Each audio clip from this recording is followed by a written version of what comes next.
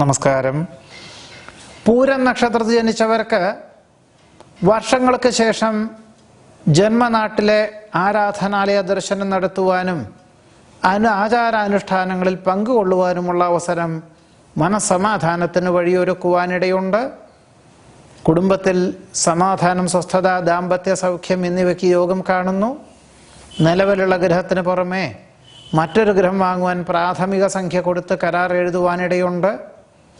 നിർണായകമായിട്ടുള്ള തീരുമാനങ്ങളിൽ ഔചിത്യമുള്ള നടപടിക്രമങ്ങൾ സ്വീകരിച്ച് ചെയ്യുന്ന കാര്യങ്ങളിൽ പൂർണ്ണത കൈവരും.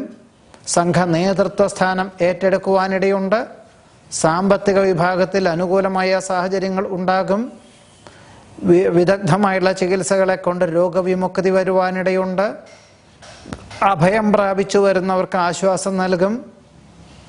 ഭക്തി ശ്രദ്ധാപുരസരം ചെയ്യുന്ന കാര്യങ്ങളിൽ പൂർണ്ണത കൈവരും. ഗുരുകാരണവന്മാർ നിർദ്ദേശിക്കുന്ന കാര്യങ്ങളിൽ അനുകൂലമായ സാഹചര്യങ്ങൾ ഉണ്ടാകുവാനിടയുണ്ട്. സന്ധി സംഭാഷണത്തിൽ വിജയം കൈവരിക്കും. വ്യക്തമായിട്ടുള്ള ദിശാബോധത്തോടുകൂടി ചെയ്യുന്ന കാര്യങ്ങളിൽ പൂർണ്ണത കൈവരും.